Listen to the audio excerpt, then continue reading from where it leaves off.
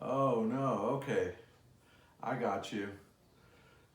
Because you know, when you do the shared screen, right next to the shared screen, there's the record button, and I might have inadvertently pushed that record button, but Great, it's thank you. stopped. It has stopped. It has stopped. Uh, Perfect, thank you. Appreciate that. um, yeah, we're not gonna record the screen. I'm actually on got a Yeah, no worries, no yeah worries. I just was questioning that. No worries. yeah. You do your thing. Do you. You're awesome.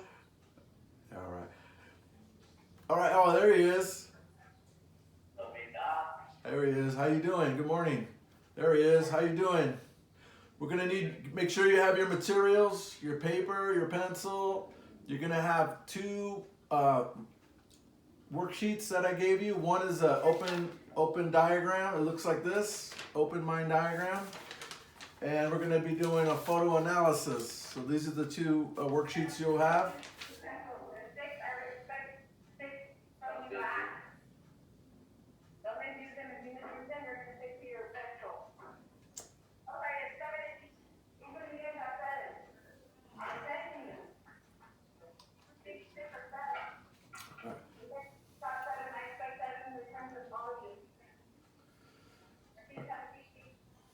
In order for this to run smoothly, guys, let's be respectful and be cooperative.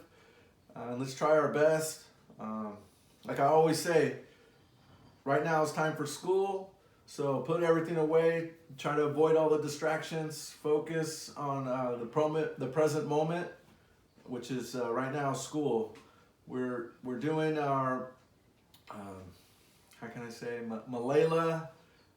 It's we're going out to the second part of the book is going to be done after today, and then we're going to get into the third part where it's kind of like the resolution. Today's chapter is a very pivotal moment. This is like the climax of the book here. So we know what happens to Malayla. She is obviously moved out of that Swat Valley where she's from, and she's actually considered a displaced person, internally displaced person. She's not a refugee, but because she's not switching countries, she's staying in Pakistan, and there's basically a civil war going on between the Taliban and the Pakistan army. So we're going to get into that today. We're going to be doing about 20 minutes of reading, okay, like we always do. I'll push the tape, and then we're going to go over some comprehension questions. So hopefully you guys are paying attention to everything that's going on in the book. After that, we'll do our photo analysis. We'll take a look at some of the photos, and we'll fill out that sheet. And then lastly, we're going to do our open mind diagram, and we're going to get a good.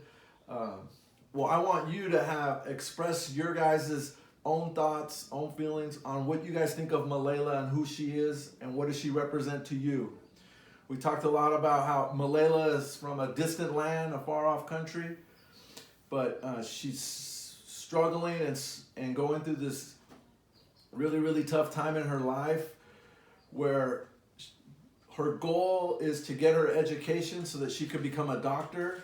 And because of this turmoil, these goals and these opportunities are being stripped away from her. Okay, so what does she do? And not only is it being stripped away from her, but it's being stripped away from her peers and the people that she grew up with, her friends. And so she stands up and becomes a voice. Remember that. She becomes a good voice to the point where she becomes a Nobel Peace Prize winner. Okay, so that's a very big accomplishment. She came from basically from nothing, guys. Poor, very, very low socioeconomic status, and she rises up through the ranks. Okay, she rises up, and it's through this idea of what the theme of the book is called. Dedication leads to change. Okay, so when you're dedicated, dedication leads to change. Okay, so we're going to see that in Malayla. Hopefully you guys are able to express that clearly with the open mind diagram. Okay, I'm gonna share my screen, and then next thing I'm gonna do is we're gonna get into the reading. All right, so multiple. Boom. So we should be on page.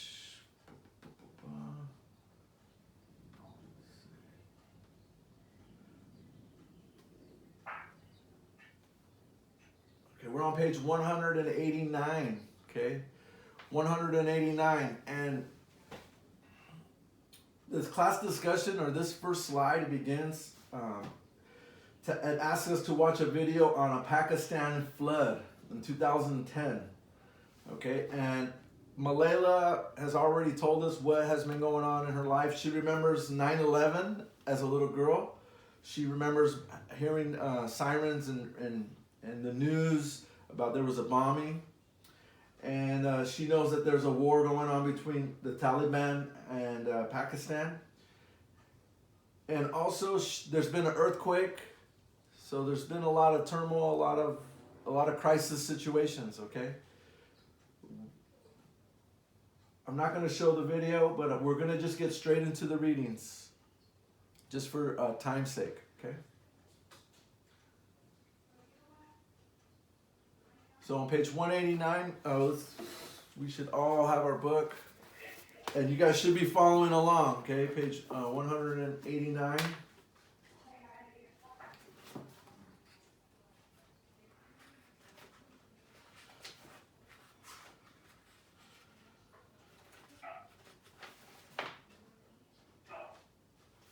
It all seemed like a bad dream.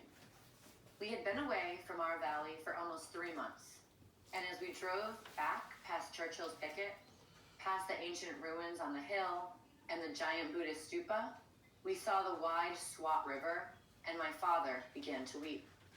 Swat seemed to be under complete military control.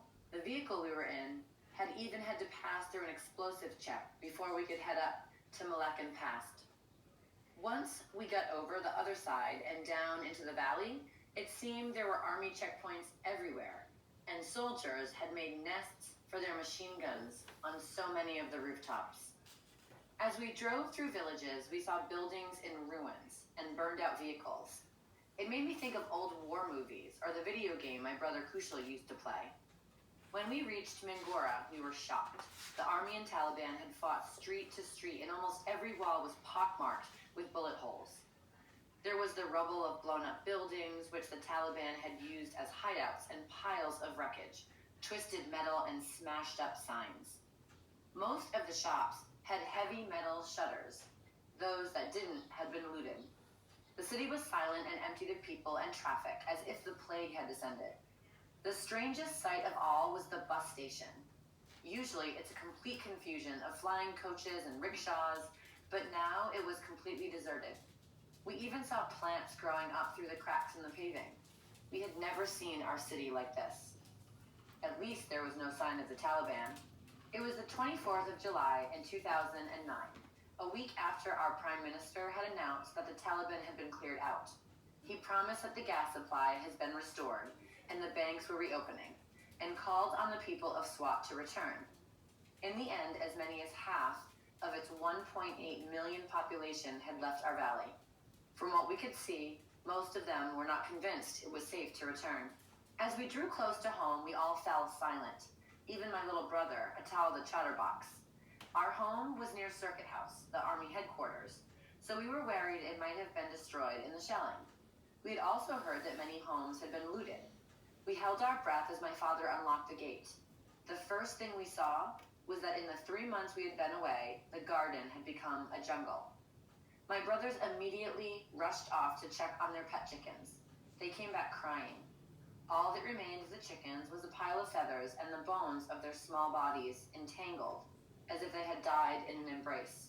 They had starved to death. I felt so sad for my brothers, but I had to check on something of my own. To my joy, I found my school bag still packed with my books, and I gave thanks that my prayer had been answered, and that they were safe. I took out my books one by one and just stared at them. Math, physics, Urdu, English, Pashto, chemistry, biology, Islamiyat, Pakistan studies. Finally, I would be able to return to school without fear. And then I went and sat on my bed. I was overwhelmed. We were lucky our house had not been broken into. 4 or 5 of the houses on our street had been looted, and TVs and gold jewelry had been taken. Safina's mother next door had deposited her gold in a bank vault for safekeeping, and even that had been looted.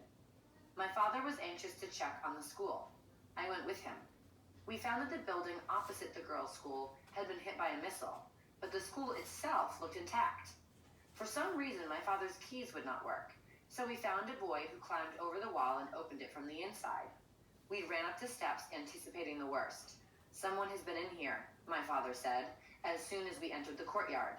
There were cigarette stubs and empty food wrappers all over the floor. Chairs had been upended, and the space was a mess. My father had taken down the Kushal sign and left it in the courtyard. It was leaning against the wall, and I screamed as we lifted it. Underneath were the rotting heads of goats. It looked like the remains of someone's dinner. And then we went into the classrooms.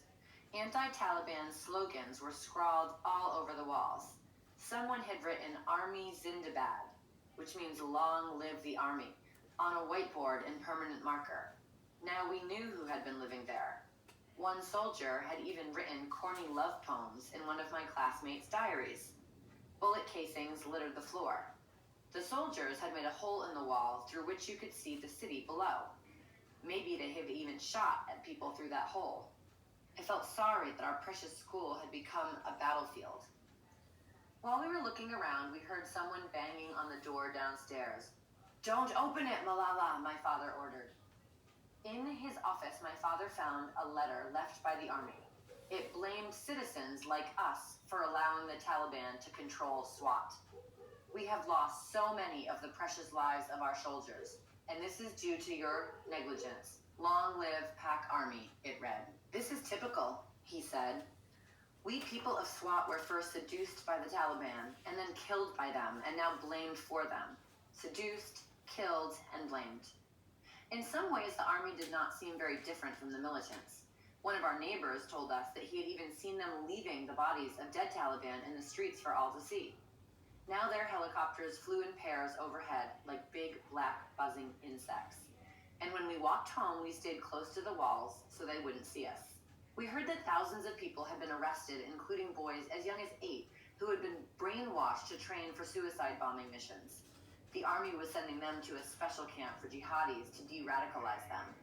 One of the people arrested was our old Urdu teacher, who had refused to teach girls, and had instead gone to help Fazlullah's men collect and destroy CDs and DVDs. Fazlullah himself was still at large. The army had destroyed his headquarters in Imam Deri, and then claimed to have him surrounded in the mountains of Pirchar.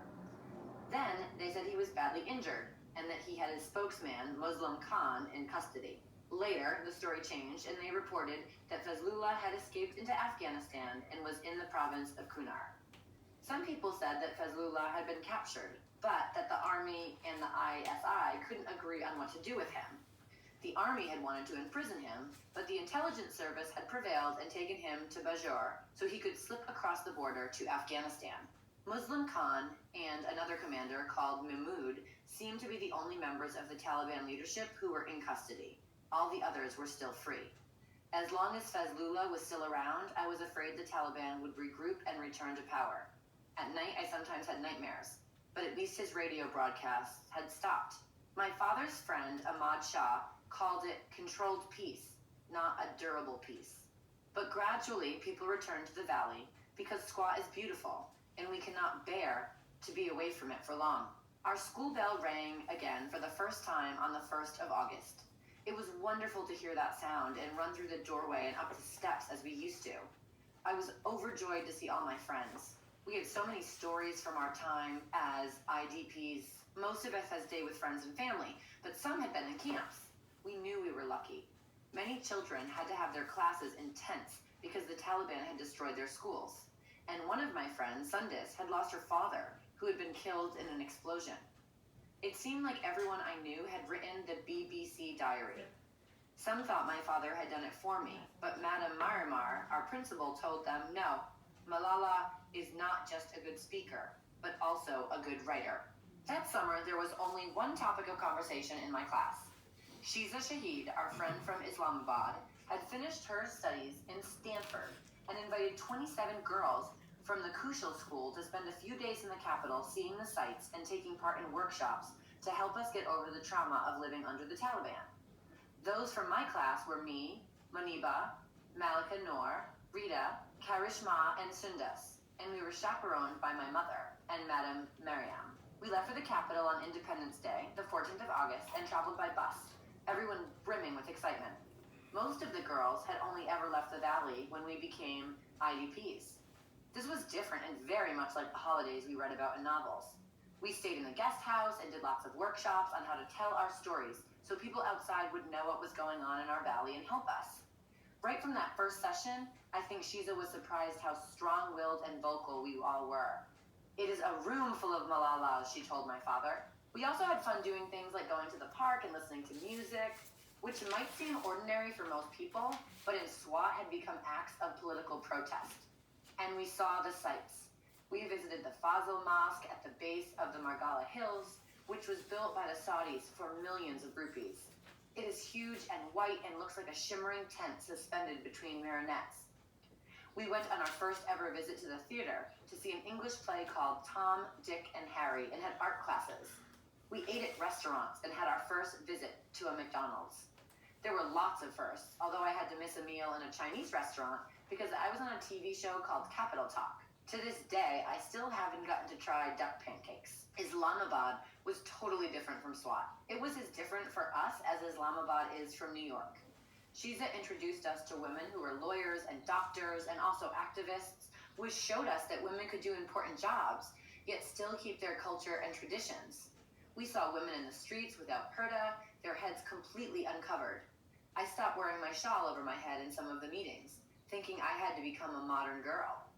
Later, I realized that simply having your head uncovered isn't what makes you modern. We were there 1 week, and predictably, Moniba and I quarreled. She saw me gossiping with a girl in the year above and told me, "Now you are with Rashem and I am with Rita." Shiza wanted to introduce us to influential people. In our country, of course, this often means the military. One of our meetings was with Major General Athar Abbas, the chief spokesman for the army and its head of public relations. We drove to Islamabad's twin city of Rawalpindi to see him in his office. Our eyes widened when we saw that the army headquarters were so much neater than the rest of the city, with perfect green lawns and blossoming flowers. Even the trees were all the same size, with the trunks painted white to exactly halfway up. We didn't know why.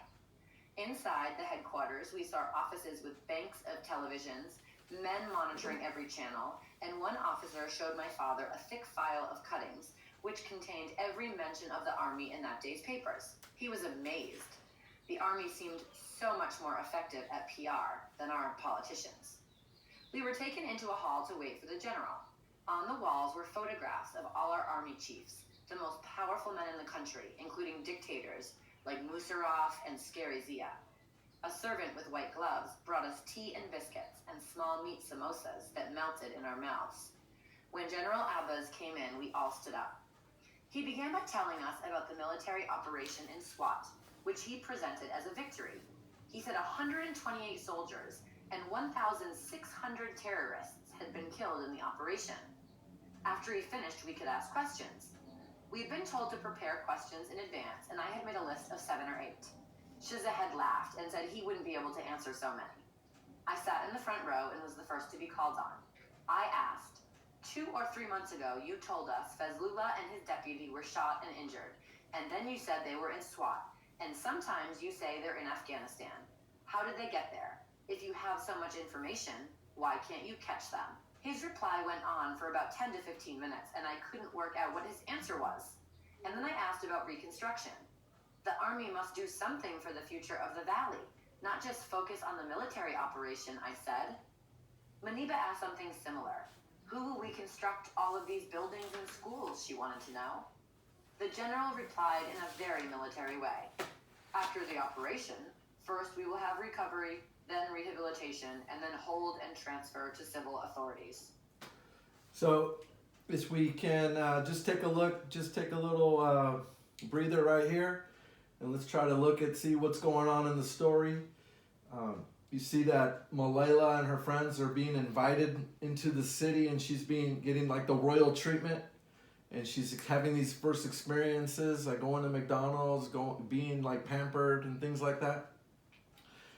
And she's able to ask questions to a really high top military person. And so we see that her voice is so strong, and she's wanting to keep those leaders accountable, okay? So she's very much into using her voice to get her answers, get her questions answered. And so she has a very strong voice, okay? That's why I wanted to get it across right there with 12 minutes in. All of us girls made it clear that we want. Oops. 12 minutes. Reload this. It all seemed like a bad dream. We had been away. General replied in a very military way. After the operation, first we will have recovery, then rehabilitation, and then hold and transfer to civil authorities. All of us girls made it clear that we wanted to see the Taliban brought to justice, but we weren't convinced this would happen. Afterward, General Abbas gave us some of his visiting cards and told us to contact him if we ever needed anything. On the last day, we all had to give a speech at the Islamabad Club about our experiences in the valley under Taliban rule. When Maniba spoke, she couldn't control her tears. Soon everyone was weeping. We had enjoyed a glimpse of a different life in Islamabad. In my speech, I told the audience that until I had watched the English play, I had no idea there were so many talented people in Pakistan. Now we realize we don't need to watch Indian movies, I joked.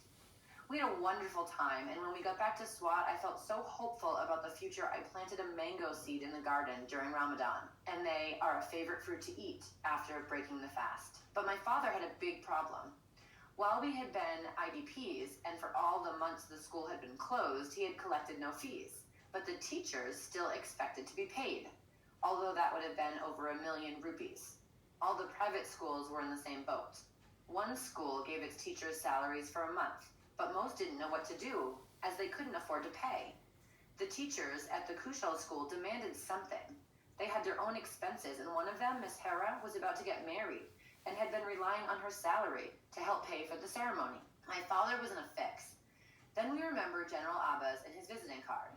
It was because of the army operation to expel the Taliban that we all had to leave and found ourselves in the situation now. So Madam Mariam and I wrote an email to General Abbas explaining the situation. He was very kind and sent us 1.1 million rupees so my father could pay everyone 3 months back pay. The teachers were so happy. Most had never received so much money at once. Miss Hera called my father in tears, grateful that her wedding could go ahead as planned. This didn't mean we were easy on the army. We were very unhappy about the army's failure to capture the Taliban leadership, and my father and I continued to give a lot of interviews. We were often joined by my father's friend Zahid Khan, a fellow member of the Swat Hima Jira. He was also the president of the All Swat Hotel Association, so he was particularly eager for life to go back to normal in order so the tourists could return. Like my father, he was very outspoken and had been threatened to. One night in November 2009, he had had a very narrow escape. Zahid Khan was returning to his home from a meeting with army officials at Circuit House late at night when he was ambushed. Fortunately, many of his family live in the same area, and they exchanged fire with the attackers, forcing them to flee. Then on the 1st of December 2009, there was a suicide attack on a well-known local AMP politician and member of the Khyber Pakhtunkhwa Assembly, Dr. Shamsher Ali Khan.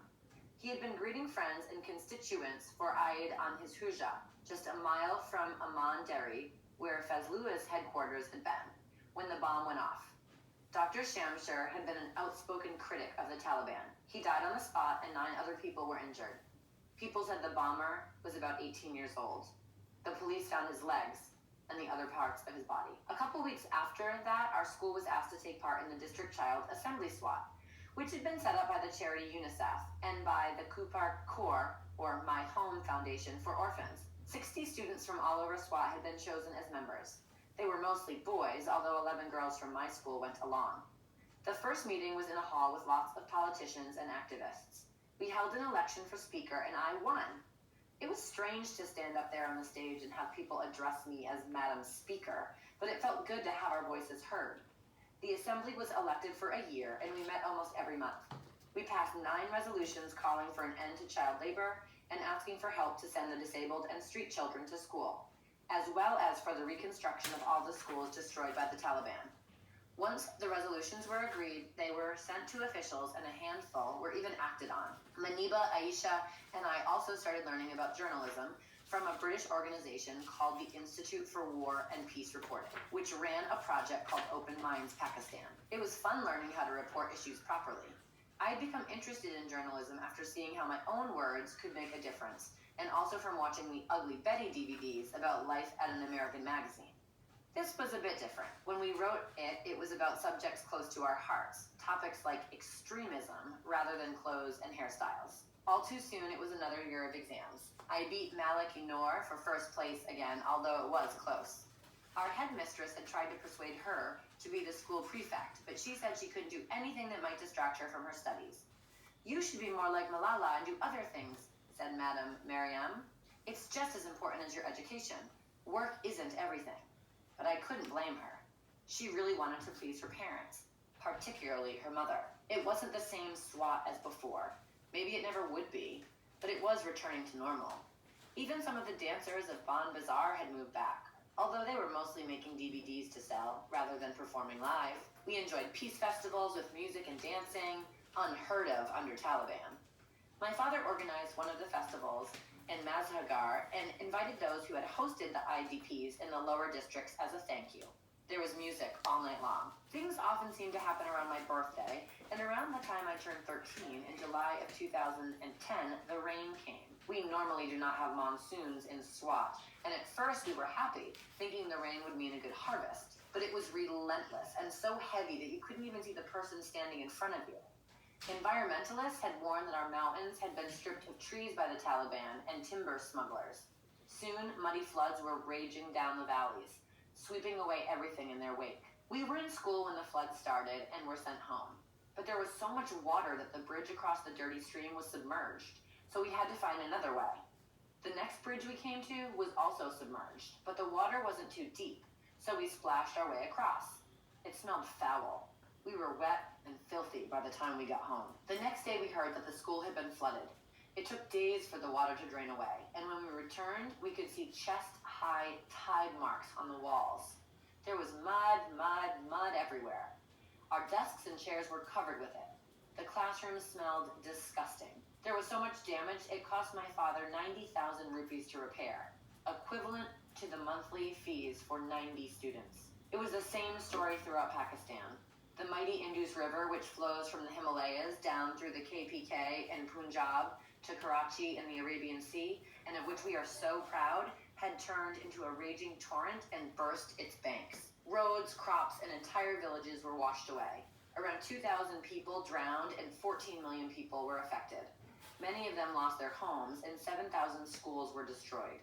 It was the worst flood in living memory. The head of the United Nations, Ban Ki-moon, called it a slow-motion tsunami. We read that more lives had been affected and more damage had been caused by the floods than the Asian tsunami, our 2005 earthquake, Hurricane Katrina, and the Haiti earthquake combined. Swat was one of the places most affected. 34 of our 42 bridges had been washed away, cutting off much of the valley. Electric pylons had been smashed into pieces, so we had no power. Our own street was on a hill, so we were a bit protected from the overflowing river, but we shivered at the sound of it, a growling, heavy-breathing dragon devouring everything in its path. The riverside hotels and restaurants where tourists used to eat trout and enjoy the views were all destroyed. The tourist areas were the hardest hit parts of Swat. Hill station resorts like the Malan Jaba, Madian, and Behran were devastated, their hotels and bazaars in ruins. We soon heard from our relatives that the damage in Shangla was unimaginable. The main road to our village from Alpuri, the capital of Shangla, had been washed away and entire villages were submerged. Many of the houses on the hilly terraces of Karshat, Shapur, and Barkana had been taken by mudslides. My mother's family home, where Uncle Fayez Muhammad lived, was still standing, but the road it stood on had vanished. People had desperately tried to protect what little they owned, moving their animals to higher ground, but the floods saturated the corn they had harvested, destroyed the orchards, and drowned many of the buffaloes. The villagers were helpless. They had no power, as all of their makeshift hydroelectric projects had been smashed to pieces. They had no clean water, as the river was brown with wreckage and debris. So strong was the force of that water that even concrete buildings had been reduced to rubble. The school, hospital, and electricity station along the main road were all razed to the ground. No one could understand how this happened. People had lived by the river in Swat for 3,000 years and always had seen it as our lifeline, not a threat. So just to kind of recap a little bit here, you see how Malayla was, getting the royal treatment one day, and then as she returns home, there's a big flood, and because the Taliban had cut down all the trees, there was a major flooding and mudslides, and so it caused a lot of damage. And our valley is a haven from the outside world. It caused a lot of damage, and so what we see the highs on one day, and then the next scene it's like really low devastation. Okay, so we're gonna return back to this reading.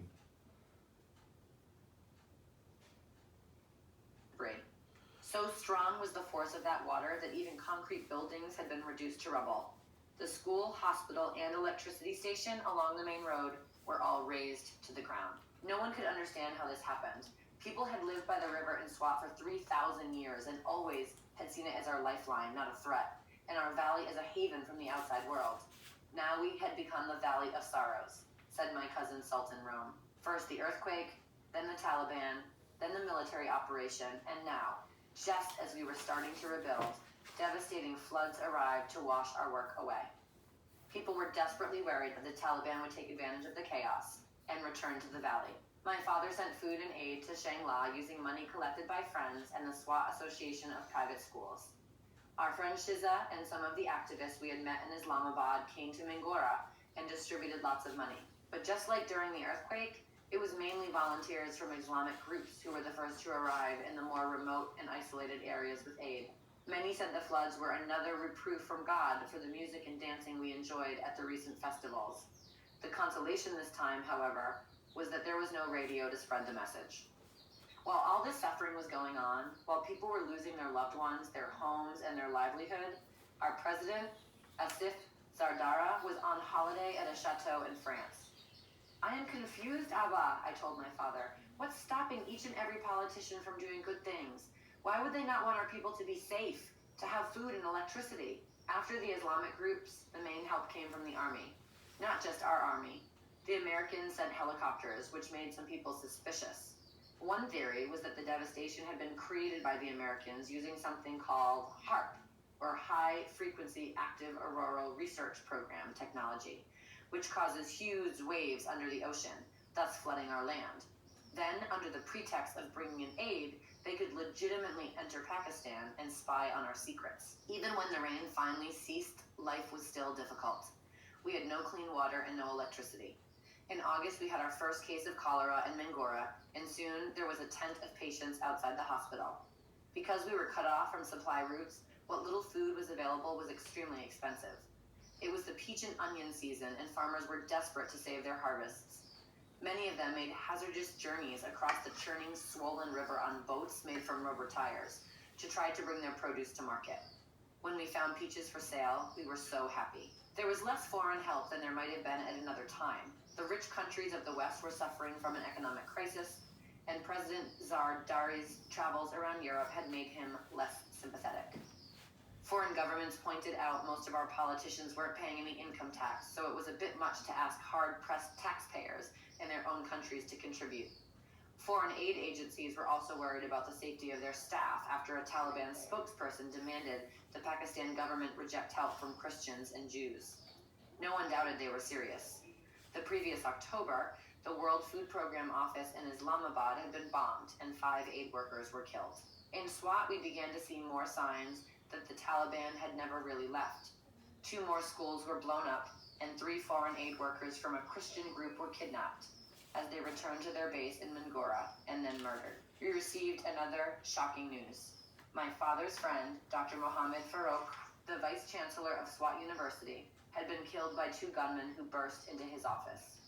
Dr. Farouk was an Islamic scholar and former member of the Jami-uz-Islami party, and as one of the biggest voices against Talibanization, he even had issued a fatwa against suicide attacks. We felt frustrated and scared once again. When we were IDBs, I had thought about becoming a politician, and now I knew that was the right choice. Our country had so many crises and no real leaders to tackle them. All right. So now we see Malayla's found her calling. She, at first, maybe she wanted to be a doctor, she said. She was, really interested in chemistry and biology.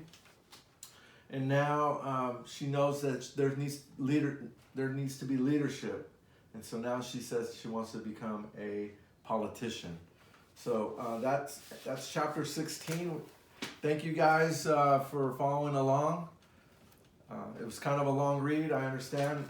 You guys got through it. So let's go over some comprehension questions. Let me go along the screen here. So in the very, very beginning, it asked the question, what is Churchill's Picket?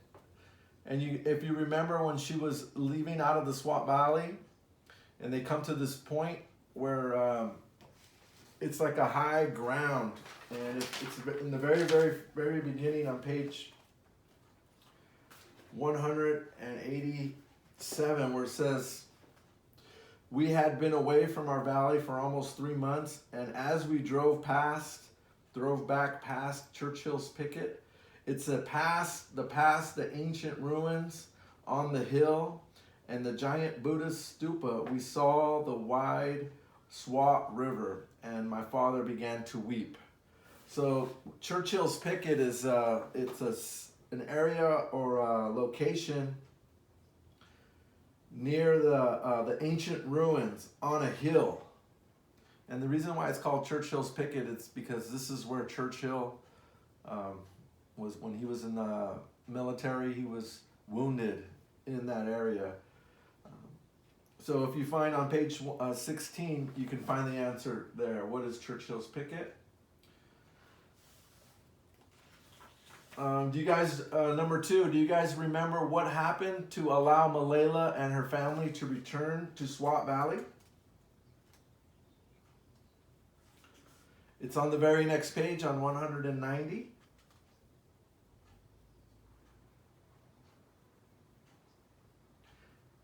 Why do you think they were able to return back to the Swat Valley?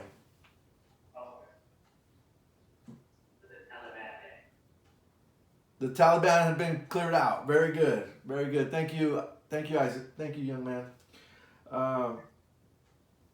I want you guys to be able to verbally answer these questions. I'm not asking you to write these down. I'm just asking you for your thoughts, okay? So this is not something you're going to write down. We're just kind of talking it over.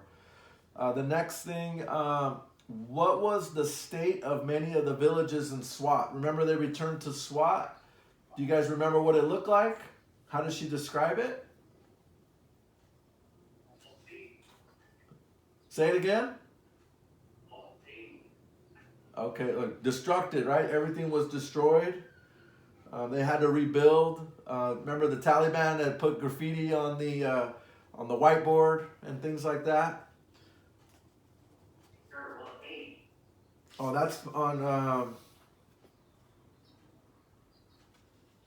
on the very next page. I think it's 191, 192. She's describing how they rediscovered their village, or wherever it is that they lived in the Swat Valley. Okay, and then here's the third question, really something to think about. Why would both the Pakistani army and the Taliban want to destroy the areas they were trying to control? It's kind of a tough question. Why would they both want to destroy the same area? They're fighting over it.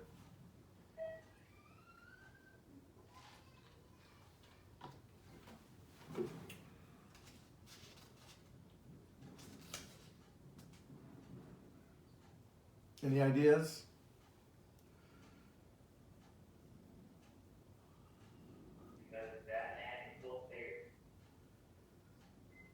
Well, if I can't have it, let's say if I can't have it, I'm not going to let you have it either, right? If you want something that I want, then none of us is going to get it. Do you understand? Then we both lose. This is like a lose-lose situation. That's they're being stingy. Yeah, they're being you can say it like that too. That's one way to say it. Well, they're being brutal. They're being scandalous, but they're being very brutal. And the scandal is, who's caught up in the scandal? Who's the one caught up in all of this? The people living in Swat Valley. Very good. Yeah, those are the people that are the victims.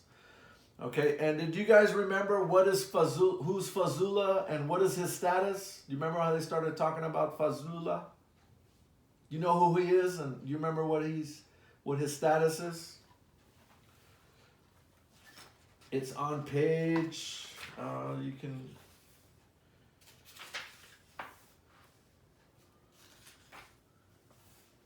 I remember reading.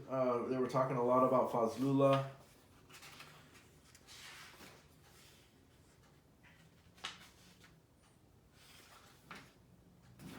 Right on page.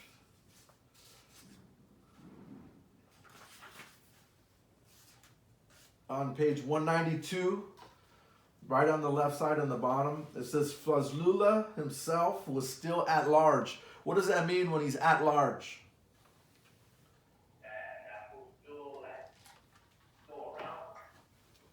Right. He's not in custody, right? He's not in custody.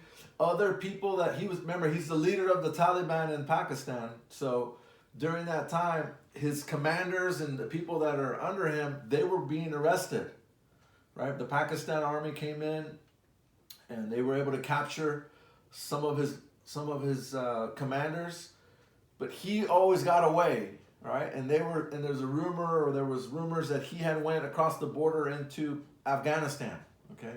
So that's just some comprehension, some kind of review that we did. All right, thanks guys for that. Let's take a look at the vocabulary. That's the next thing. We normally would go through each and every one. You know, we would write down the definitions. We would write down, but just for the sake of time, I'm just gonna briefly just go over each word. Okay. The first word is pockmarked, and pockmarked, never heard of it. I want to say pockmarked is like an English term. Crossed or disfigured with pockmarks. So when something's dented up really good, something's beat up, it's disfigured, it's bent, it's twisted, you can say it's pockmarked. Okay. The next word is prevailed. When somebody has victory, you say they prevailed, right? If somebody goes through a tough time and they come out of it better than they came in, you could say they prevailed. They proved to be powerful. They proved to be superior. They proved to be better than the situation, right? They were able to come out of it. All right, the next word is durable. Who knows what durable means? Uh-oh, you got to sit up. You got to sit up. When somebody's durable, or when something is durable, what would you say? How would you describe something durable? Durable, able to withstand wear, pressure, damage, hard wearing. I like to think that my favorite, solid, right? Something solid, like my work boots, right? When I have a pair of work boots, they're very durable, right? They can withstand all the the wear and tear that we do to those to the work boots.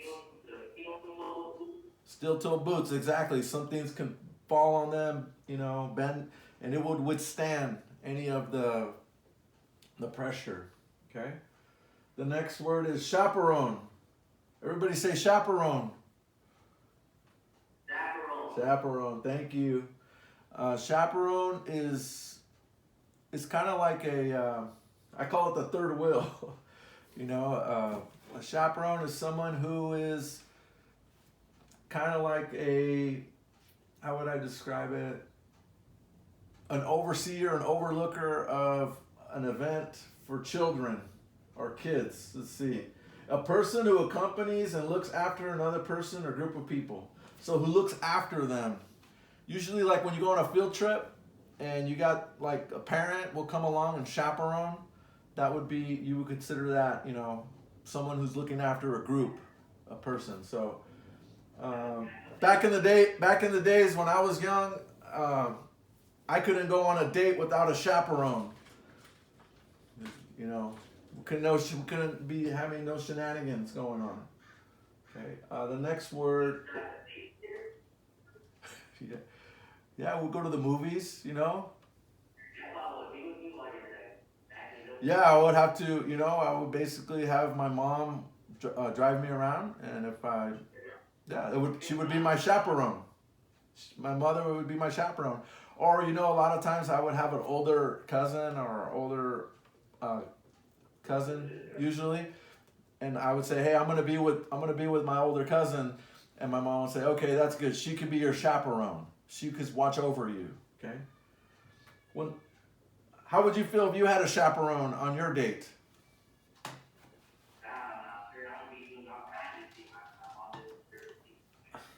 Okay.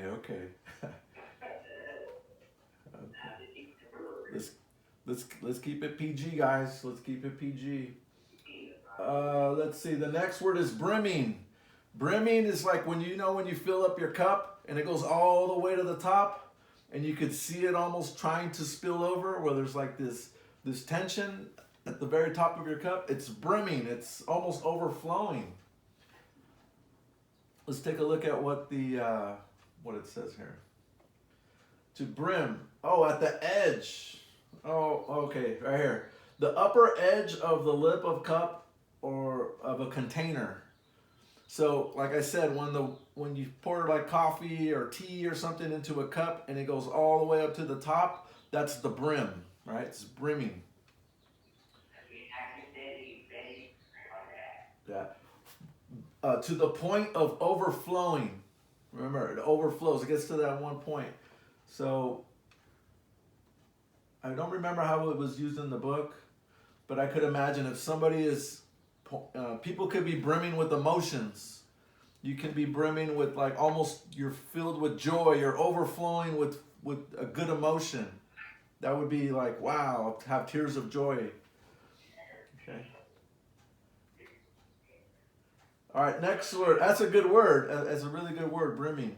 And then constituents. Kind of a political word. And here I remember Malayla says she's like representing her constituents because she becomes like the speaker of this little political party that she forms with her group in Islamabad. And her constituents are the people she represents. So, you know, the people that she's representing, those would be the constituents. Let's see how the definition is. Okay. Constituent. No, let me see if I can get you the good. Being part of the whole. Basically, it's being part of a whole. So, constituent is something where you're part of something bigger. Okay? The constituency is part of the whole. Yeah. Okay. You might have heard that word a lot of times during the political seasons, where politicians are representing their constituents. Okay. Next word. Resolution. Resolution.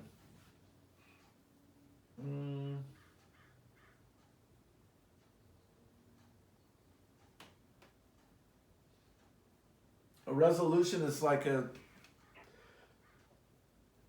I guess in the political sense, it's like an agreement that's recorded down on paper. So this is what maybe there was some debate, maybe somebody had one solution, another person had another solution, And so they came together and they called it a resolution. Does that make sense? A resolution. So you see the word solution in there. So a resolution would be, you know, trying to solve the problem different ways. Coming up with, let's see how this was. A firm decision to do or not to do something. Okay, that's one way. A formal expression of opinion or intention agreed on by a legislative body. So this is something that, you know, that when people take a vote and they all come together and they'll either pass the resolution or not pass the resolution. Okay. All right, next word. Saturated. Saturated. When you put the water hose in the grass and you leave the water and you forget that you left the water hose on, the water would saturate the grass, right? Overflowing with water. It's like to the point where it's oversaturated. It's soaking.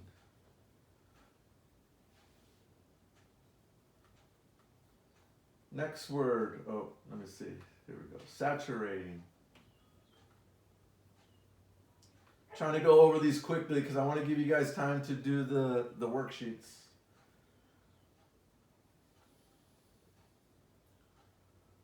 Let's see.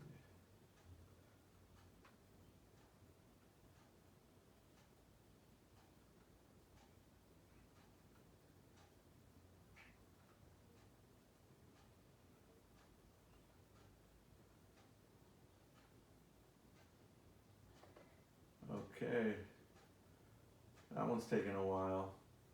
There might be a lot of definitions for saturated on there. I think we've had hydroelectric.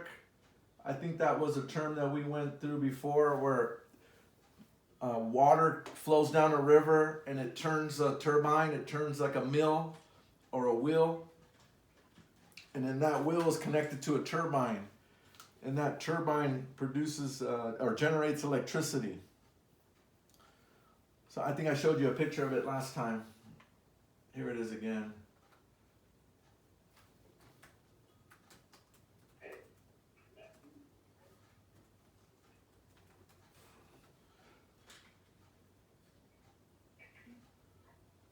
So you see the river flowing.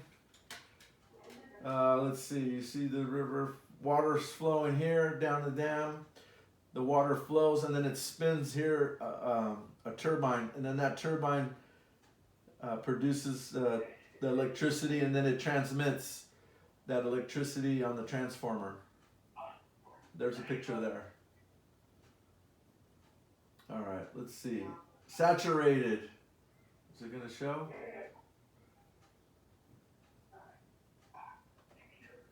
Saturated, holding as much water as can be absorbed. Soaked. I think I said that. Something that's soaked. Having or holding as much water that can be absorbed. So that would be saturated.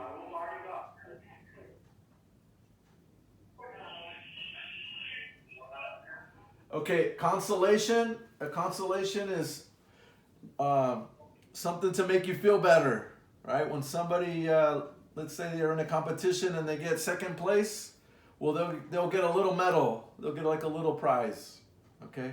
You get first place, you get the big prize. You get the gold medal, right? But if you get the consolation prize, you get a little bit, you know, a little bit smaller, just so you don't feel bad. And then a chancellor, the chancellor is like the president or like the principal of a university. Okay, we call him the chancellor, or call her the chancellor. It's a high office. It's a high office, and then let's see, a senior state or legal official. Look at the head of the government in Europe, such as Germany, is called a chancellor. So remember, one of Malala's uncles, he was a chancellor, and he was killed by the Taliban. Okay. All right. So we got through the vocabulary. Now, what I want to do is I want to do you got to have this one out, the photo analysis. Okay, get this page out. If you can see photo analysis, we're going to look at some pictures. Okay, and this is the picture. And if you look, what I want you to do is you're going to follow the directions. Follow the directions on top. Okay. So it says study the photo for 2 minutes. 2 minutes. Okay, we're going to study the photo for 2 minutes.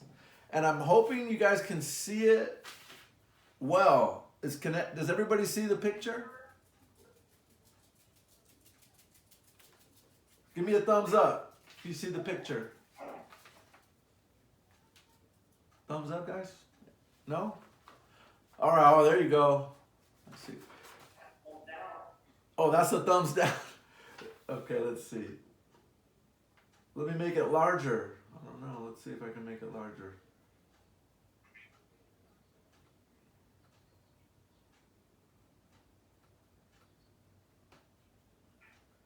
No, that's going to be it, guys. That's going to be it. I don't know how close you can get to the screen.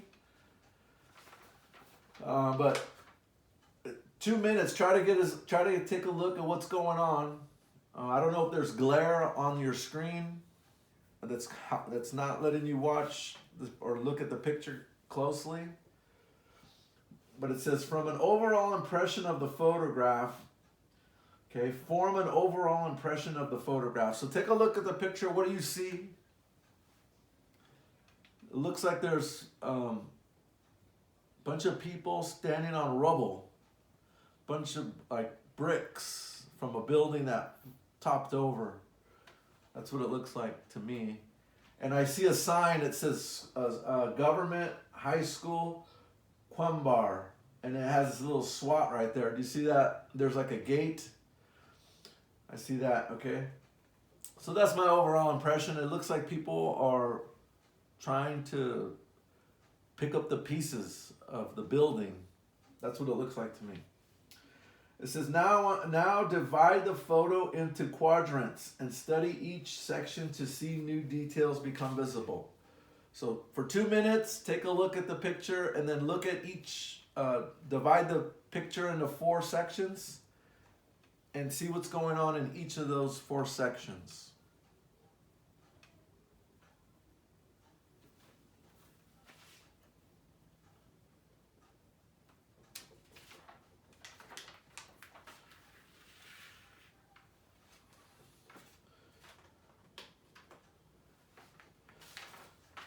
Okay, in the part B, it says use the chart below to list people, objects, and activities in the photograph. Okay, so I see so for me, and when I'm looking at the picture, what does it look like? What does it look like? What do you see going on? I see a woman standing on the bricks.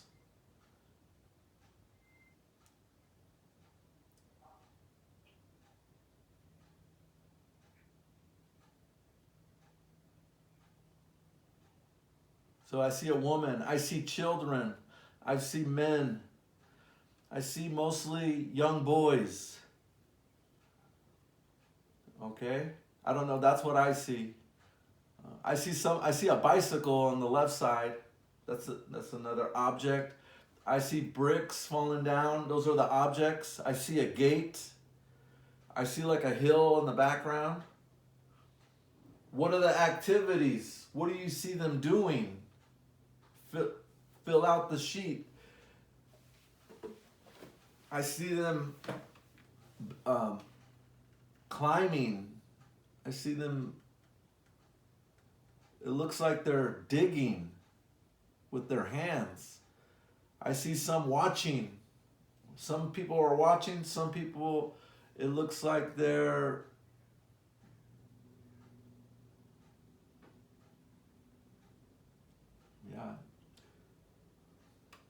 they're wondering what to do. It looks like they're just looking like they don't know what to do. They're looking at each other like, what are you going to do?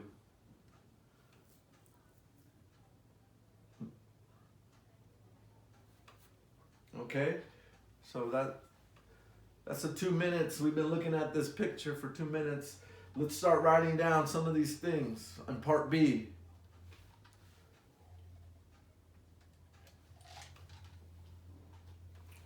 Okay. So you could say a woman, you can say for the people, you could say child, you can say mostly boys.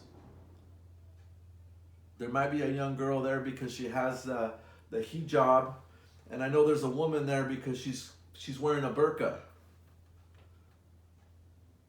I see a gate. It looks like that's the entry to the school, and look what's happened to the school.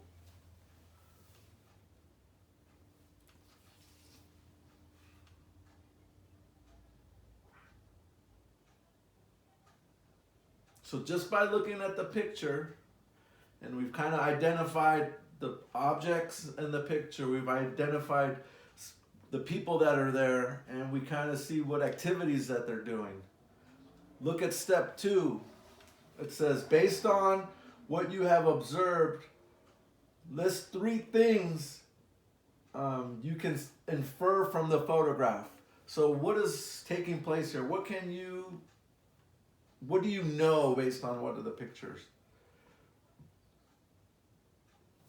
And one of the big hints here, guys, is take a look at the sign that's right above the gate.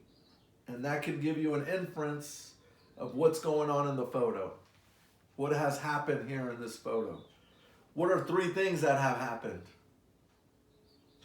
Also, remember, in the book, Malayla, she leaves Swat Valley, she becomes an IDP, and then they return. And what do they find? They find their city in ruins, okay? So remember that from the book.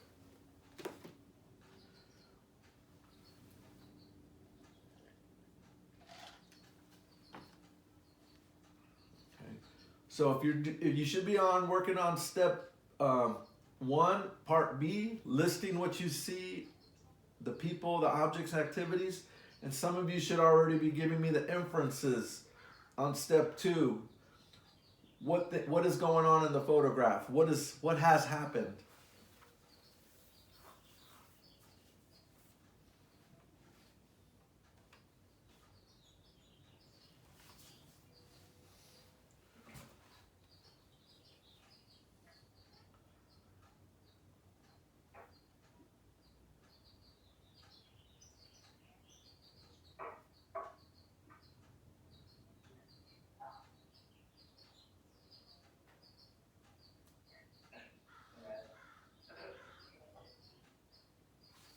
Okay. Okay, step 3 is what questions does this photograph raise in your mind? What questions what comes to mind looking at this photo? You might want to know maybe, the 5 W's, okay?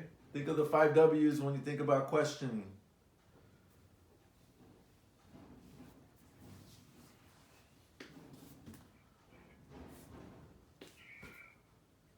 And whatever question you have, part B says, where do you think you could find them?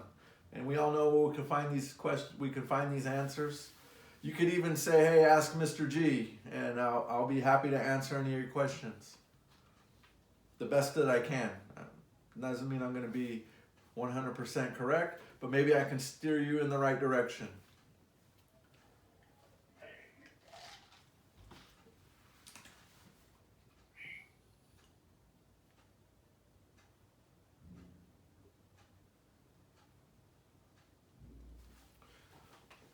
Good, I see you guys writing. Good. Hopefully you're filling this worksheet out. Okay.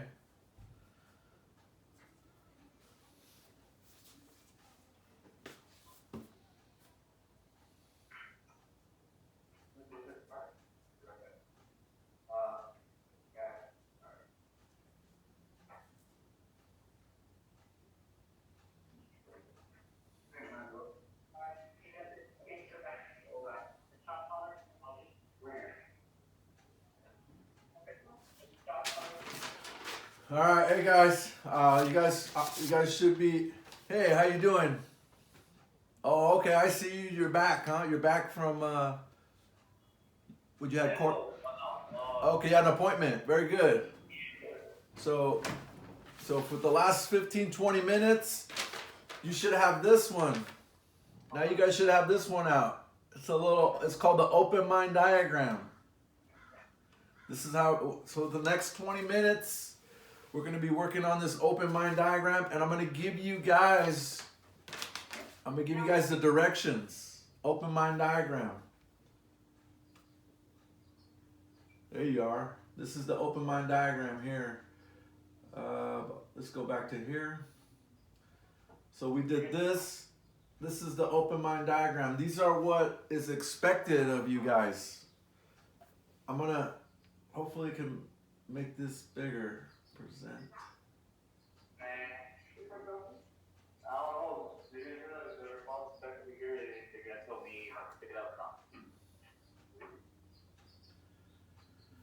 All right, so here's this open mind diagram. Okay, and what we want to do is we want to make three symbols, three images that symbolize Malayla. Okay, three symbols, three images.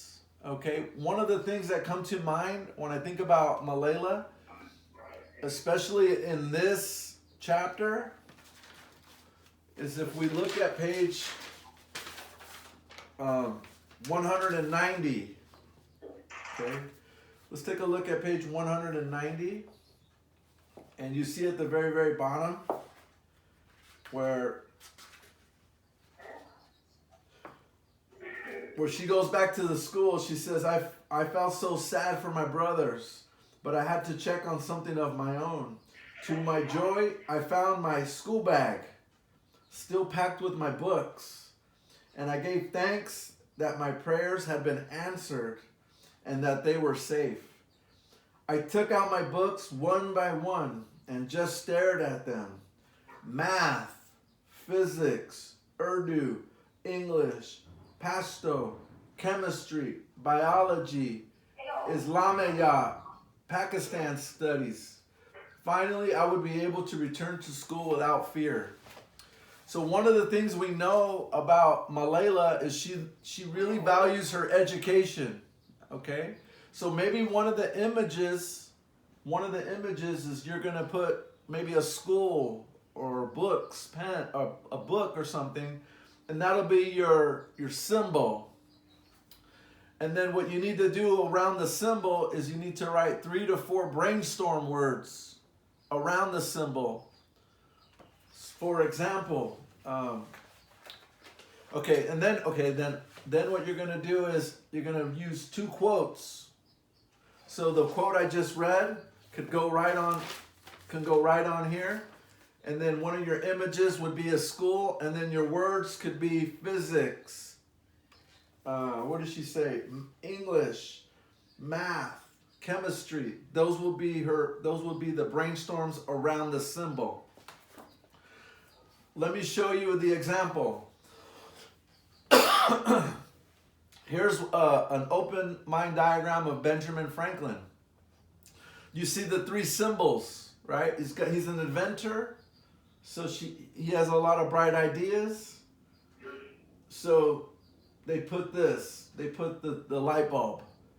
Then somebody said, oh, he was in politics, so he had a lot of money. He was wealthy, so they put a bunch of coins and stuff. And then over here, they put that he was famous. So they put it, he wrote his name down. There was 3 symbols. What you want to do is you want to come up with 3 symbols, okay? I helped you out with one about school. And I gave you a quote from the book, okay? So that's one. Another one could be, let's see, I'm going to go back here. I kind of was working on this.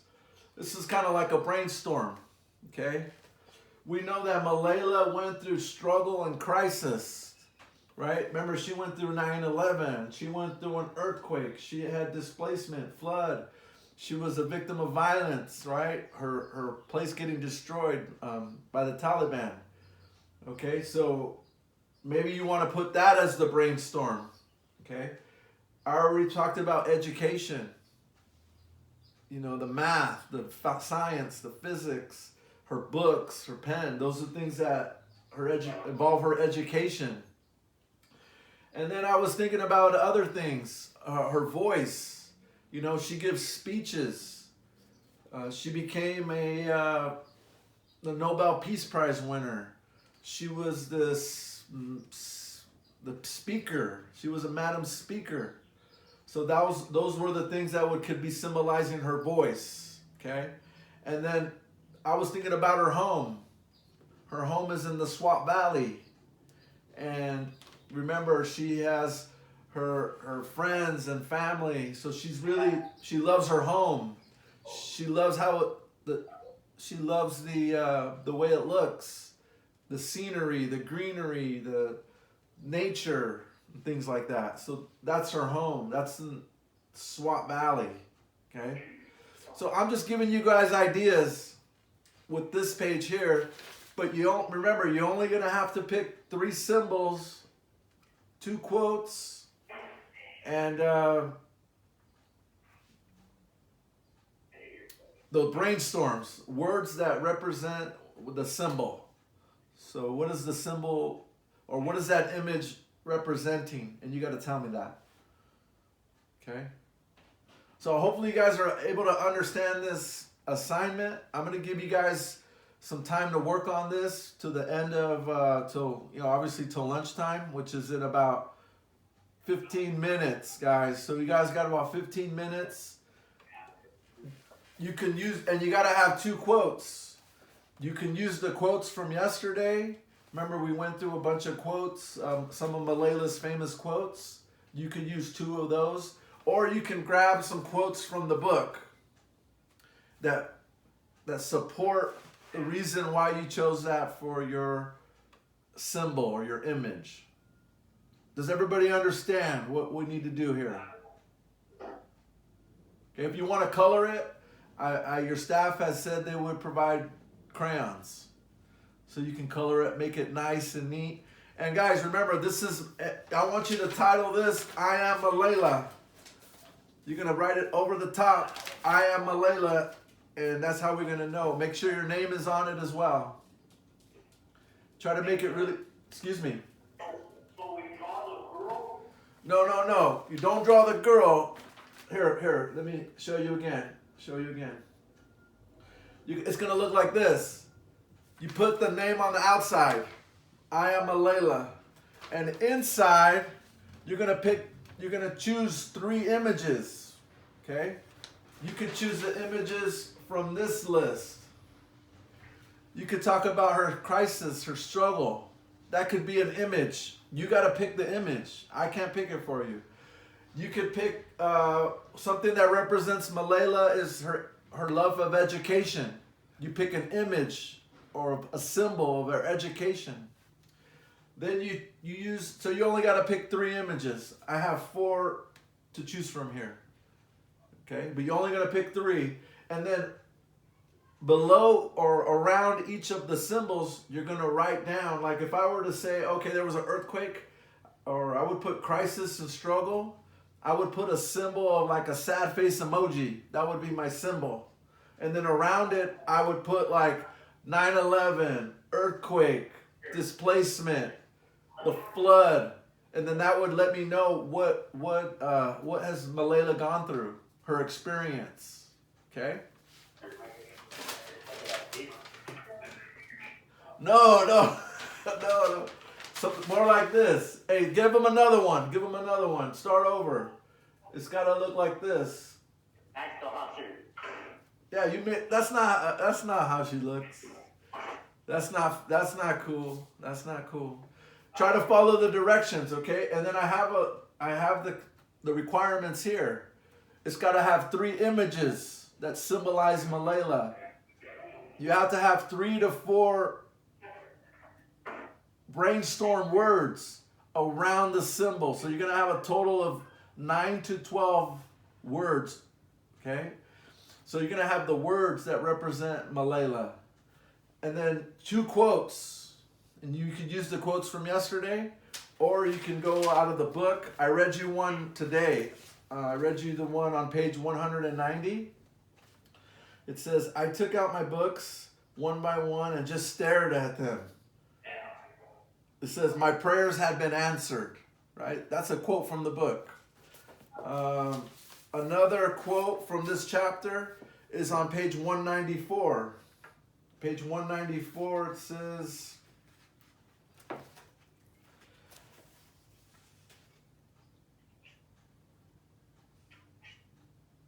where is it at?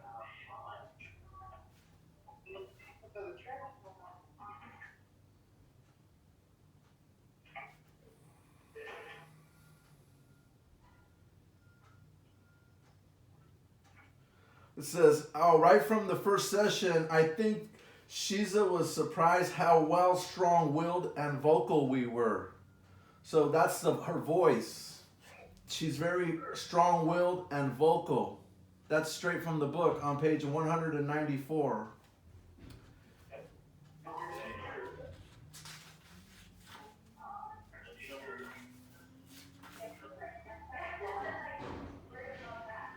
Yeah. So you're not drawing a picture, guy. You're not drawing a face. You're not drawing Malayla's face. It's gonna look like this example of Benjamin Franklin, but it's gonna be about Malayla. And you're gonna title it, "I Am Malayla." Okay?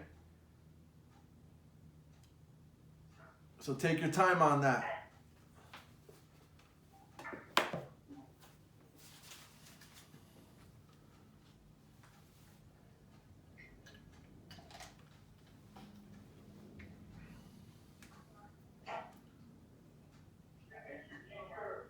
Yes, sir. Oh, that would be perfect. Put a book, but then around the book, you got to put some words like math, physics, science. Let you know that's her education, right?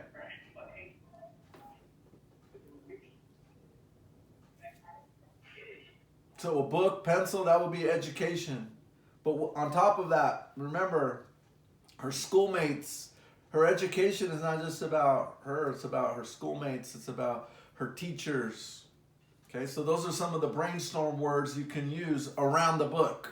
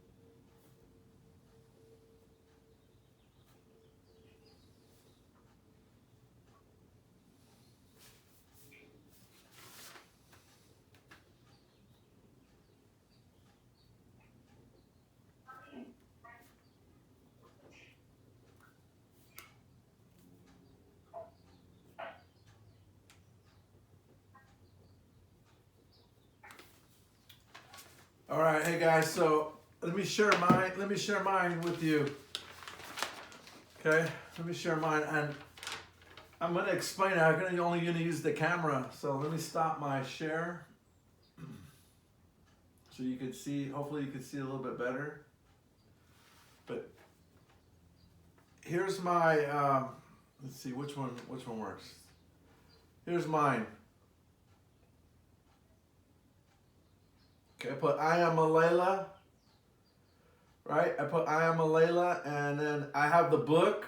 Around the book, I put education, and then I put schools, because remember her dad was a he was like he opened up a schools, and then I put determination, determined, okay, because she was really determined to get her education no matter what, right?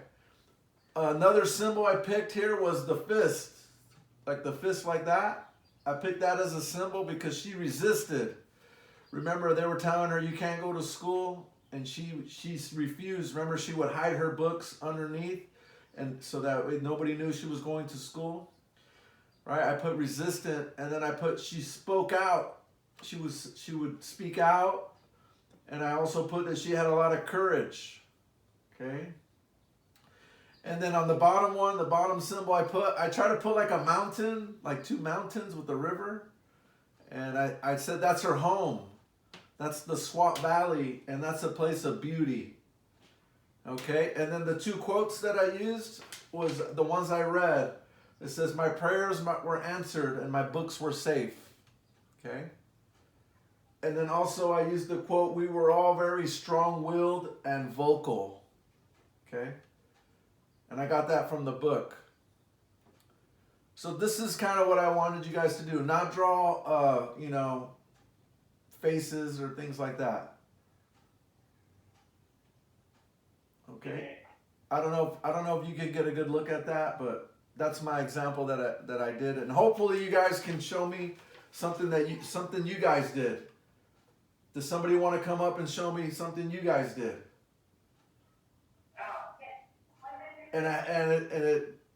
Okay, come on up. Is that Lopez? Come on up.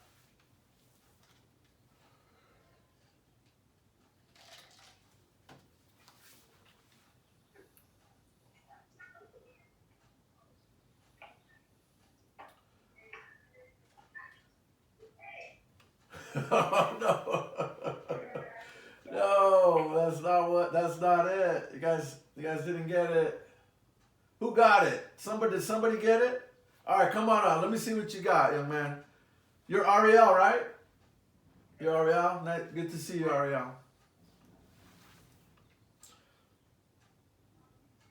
Okay, yeah, you got it. You got the symbol and then the brainstorm words around it. Very good. Very good. So just pick two more symbols and, you'll be fine. But, we're running out of time. Thank you for following directions, though. Appreciate that. Thank you. Anybody else? How about you in the back? You want to come back up here? Show me what you have. Yes, come back up here.